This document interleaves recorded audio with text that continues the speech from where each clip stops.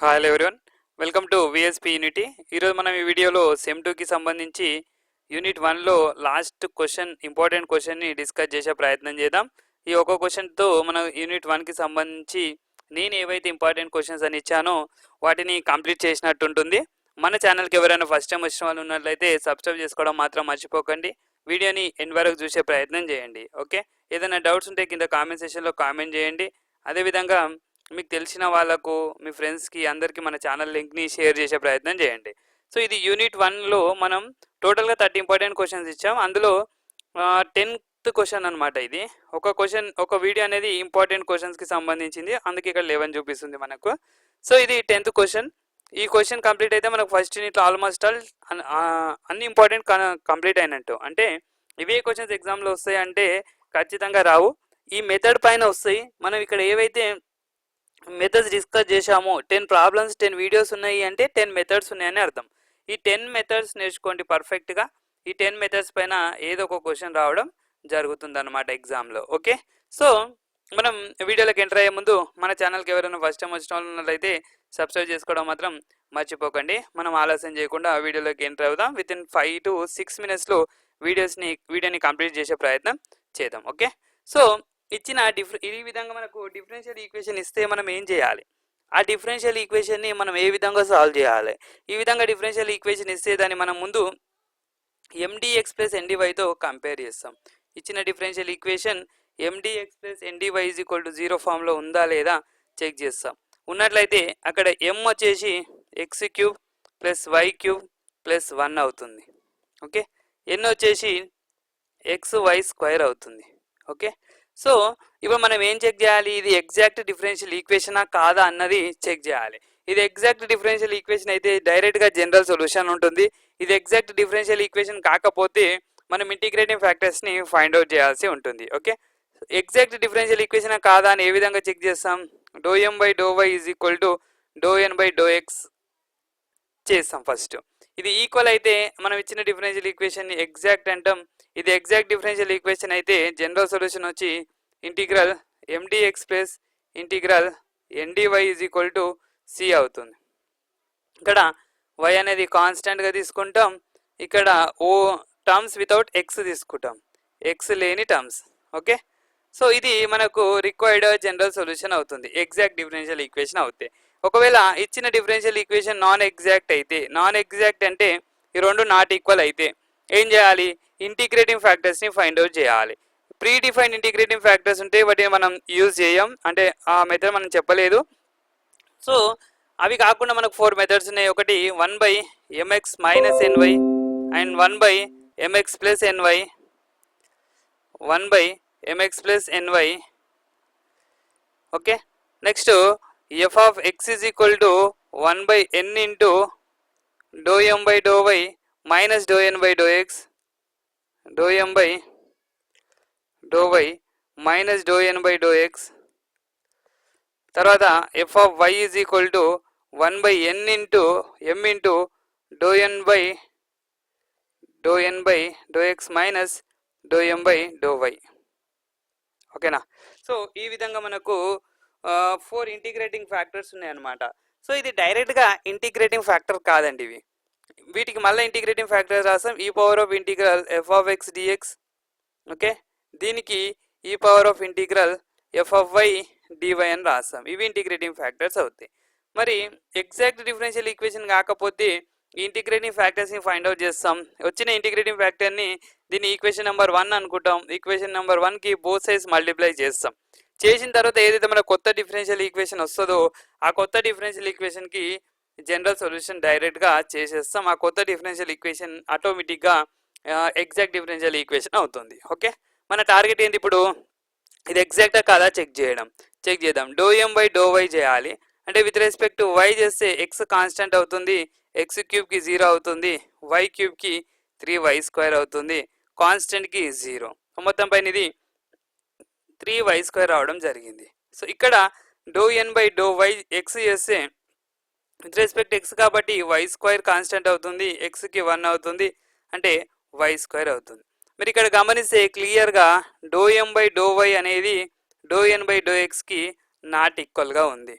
ఈ రెండు not equal అయితే ఈక్వేషన్ 1 అంటే ఇచ్చిన డిఫరెన్షియల్ ఈక్వేషన్ అనేది not an exact differential equation, is not an exact. So ఇది ఎగ్జాక్ట్ కాకపోతే ఇంటిగ్రేటింగ్ ఫ్యాక్టర్ ఫైండ్ అవుట్ చేయాలి. ఈ ఇంటిగ్రేటింగ్ ఫ్యాక్టర్లో 4లో ఏ విధంగా యూజ్ చేయాలి అంటే క్వశ్చన్ అనేది x into F of X comma Y DX plus y into F of X comma Y DY ఫామ్లో ఉంటే, అంటే ఒక y బయట ఒక x బయట ఉంటే ఈ రెండులో ఏదైనా ఒకటి యూజ్ చేయాలి. లేదు m చిన్నగా ఉంటే 1/m యూజ్ చేయాలి, n చిన్నగా ఉంటే 1/n యూజ్ చేయాలి. ఇక్కడ n చిన్నగా ఉంది కాబట్టి 1/nది యూజ్ చేస్తాం. అంటే F of X is equal to 1/n into do M by do Y minus do N by do X, do N by do X అనమాట. ఎన్ అంటే ఇక్కడ 1/xy², do M by do Y అంటే 3y², do N by do X అంటే y² అవుతుంది. So మొత్తం పైన 2y² by xy², y² cancel అయితే 2/x ఉంటుంది.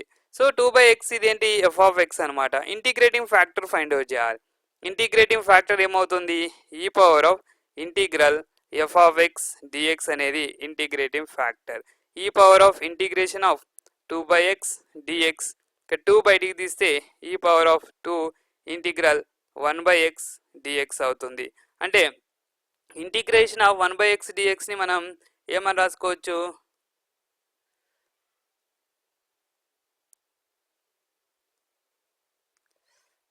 ఓకే 1/x dxని మనం ఏమని రాసుకోవచ్చు అంటే log x అని రాయొచ్చు. అంటే ఈ పవర్ ఆఫ్ 2 log x అవుతుంది. ఈ 2ని పైనకి తీసుకెళ్తే ఈ పవర్ ఆఫ్ log x² అవుతుంది. మనకి ఇంటర్లో ఒక కాన్సెప్ట్ ఉంటుంది, ఈ power of log n base ఈ అవుతే n అని రాసుకుంటాం. ఇక్కడ ఉన్న డైరెక్ట్గా ఆన్సర్ అవుతుంది. అంటే ఇది x² అవుతుంది అనమాట. ఇది ఇంటిగ్రేటింగ్ ఫ్యాక్టర్. ఓకే, ఒకసారి ఇంటిగ్రేటింగ్ ఫ్యాక్టర్ వచ్చిన తర్వాత మనం ఏం చేయాలి అంటే దీన్ని 1తో మల్టిప్లై చేయాలి. Multiply 1 with integrating factor. 1 అంటే ఇచ్చిన డిఫరెన్షియల్ ఈక్వేషన్ అనమాట. Multiply 1 with integrating factor. Okay, so ఇచ్చిన డిఫరెన్షియల్ ఈక్వేషన్ ఏముంది, దాంతో మల్టిప్లై చేస్తాం. x² into DX plus x² into DY is equal to 0. So ఇక్కడ ఇచ్చిన డిఫరెన్షియల్ ఈక్వేషన్ ఏముందో ఒకసారి చూద్దాం.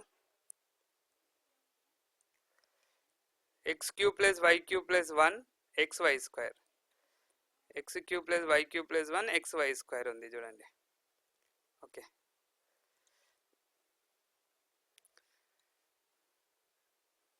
x³ plus y³ plus 1 xy² ఉంది.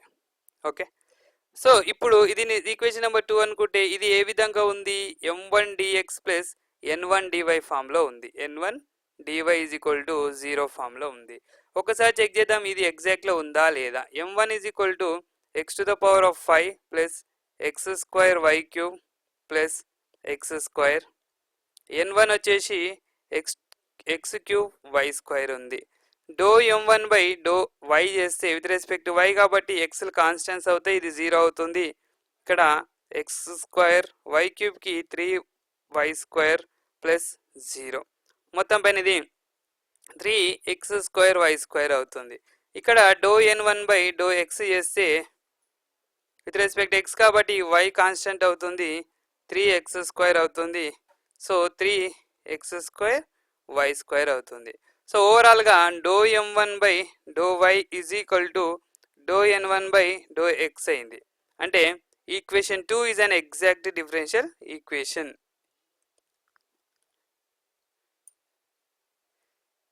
ఎగ్జాక్ట్ డిఫరెన్షియల్ ఈక్వేషన్ అనమాట. ఇది ఎగ్జాక్ట్ డిఫరెన్షియల్ ఈక్వేషన్ అయితే మనం జనరల్ సొల్యూషన్ ఇప్పుడు డైరెక్ట్గా రాయొచ్చు. అదే integration of, so general solution of, okay, so general solution of equation number 2 ఏమని రాయొచ్చు, integral m1 dx plus integral n1 dy is equal to c అనమాట. ఇక్కడ y అనేది కాన్స్టెంట్గా ట్రీట్ చేయాలి. ఇక్కడ టర్మ్స్ వితౌట్ x తీసుకోవాలి, టర్మ్స్ వితౌట్ x లేని టర్మ్స్ మాత్రమే తీసుకోవాల్సి ఉంటుందన్నమాట. సో ఇక్కడ M1 N1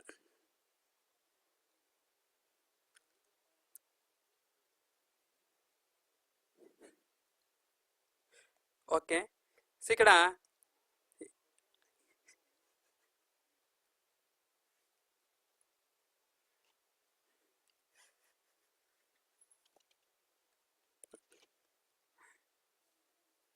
x power of 5 plus x square y cube plus x square dx, ఇది M1 అనమాట.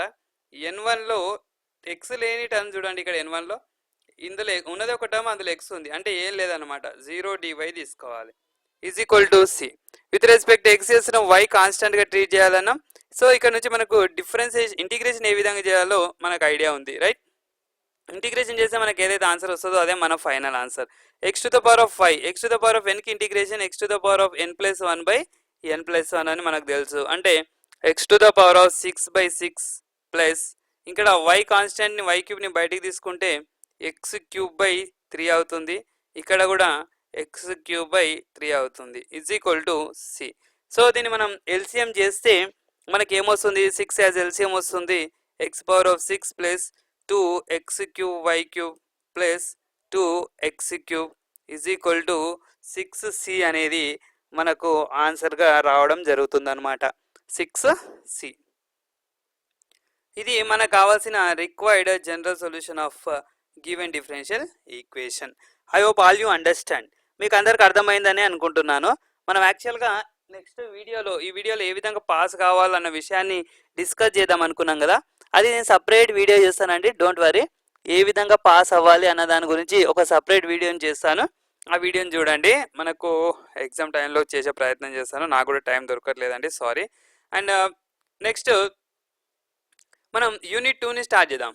యూనిట్ 2లో solvable for x, solvable for y, solvable for p, వాటితో పాటు I think Clairaut's equation third unit అనుకుంటాను, ఒక్క నిమిషం ఆగండి. మనం ఫస్ట్ స్టార్టింగ్లో సిలబస్ డిస్కషన్ చేసాం కదండి, అంటే మీన్స్ ఇంపార్టెంట్ క్వశ్చన్స్ దగ్గర నేను చెప్పాను సెకండ్ చాప్టర్లో ఏమేం చెప్తాం అనేది. Solvable for p, solvable for y, solvable for x, and equations that do not contains x, homogeneous and non homogeneous, Clairaut's equation, right. ఈ 4 టాపిక్స్ ఉన్నాయండి మనకు. ఏవి ఉన్నాయి, సాలబుల్ ఫర్ ఎక్స్ ఉంది, సాలబుల్ ఫర్ వై ఉంది, సాలబుల్ ఫర్ పి ఉంది, and Clairaut's equation ఉంది, Clairaut's. Okay, వీటికి సంబంధించిన ఓన్లీ 6 క్వశ్చన్స్ ఏమి ఇచ్చాను. 6 క్వశ్చన్స్ అంటే 6 మెథడ్స్ అనే అర్థం, 6 డిఫరెంట్ మెథడ్స్ అనే అర్థం. ఓకే, ఈ 6 డిఫరెంట్ మెథడ్స్ని సెకండ్ యూనిట్లో నేర్చుకుంటే సరిపోతుంది అకార్డింగ్ టు మీ. అదేవిధంగా థర్డ్ యూనిట్లో వచ్చేసి మెథడ్ ఆఫ్ అన్డిటర్మైన్డ్ కోఎఫిషియెంట్, డైరెక్ట్గా అన్డిటర్మైన్డ్ కోఎఫిషియెంట్స్లోకి ఎంటర్ అయిదాం. అందులో మనకు 2 టైప్స్ ఉన్నాయి, ఎందుకంటే అన్డిటర్మైన్డ్ కోఎఫిషియెంట్ 100% క్వశ్చన్. ఫోర్త్ యూనిట్లో వచ్చేసి వేరియేషన్ ఆఫ్ పారామీటర్, ఇది కూడా 100% క్వశ్చన్, వేరియేషన్ ఆఫ్ పారామీటర్ కూడా 100% క్వశ్చన్. సో ఇక్కడ థర్డ్ ఫోర్త్ యూనిట్లో మనకు ప్లస్ పాయింట్ ఏంటంటే వైసీలు నేర్చుకోవాలి.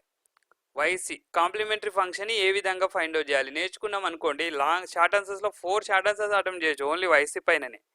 సో అండ్ లాంగ్ ఆన్సర్లో మనకు ఫస్ట్ చాప్టర్లో ఆల్మోస్ట్ అన్ఇంపార్టెంట్ అయిపోయినాయి. సెకండ్ చాప్టర్లో ఈ వీటిలో ఒక లాంగ్ క్వశ్చన్ ఉంటుంది, థర్డ్ చాప్టర్లో అన్డిటర్మైన్డ్ కోఎఫిషియెంట్స్ ఉంటుంది, ఫోర్త్ చాప్టర్లో వేరియేషన్ ఆఫ్ పారామీటర్, కాచెస్ యూలర్స్ అని 3-4 మెథడ్స్ ఉన్నాయి, వాటిలో ఏదైనా క్వశ్చన్ ఉంటుంది అనమాట. ఓకే, సో ఫైనల్గా 1 ఇందులో 2 అండ్ ఫస్ట్ యూనిట్లో 1 3 లాంగ్ క్వశ్చన్స్ అటెండ్ చేయొచ్చు 100%. ఇక్కడ వేరియేషన్ ఆఫ్ పారామీటర్ వచ్చింది అనుకోండి బై లక్లో 4 లాంగ్ ఆన్సర్స్ అటెంప్ట్ చేయొచ్చు, అండ్ షార్ట్ ఆన్సర్స్లో 4 అటెంప్ట్ చేయొచ్చు. ఇంకేముందండి, దగ్గర ఓ గ్రేడ్ వస్తుంది, ఓ గ్రేడ్ రాకపోయినా 100%గా మంచి పాస్ అవుతారు మంచి మార్క్స్తో. Okay, thank you for watching, have a nice day.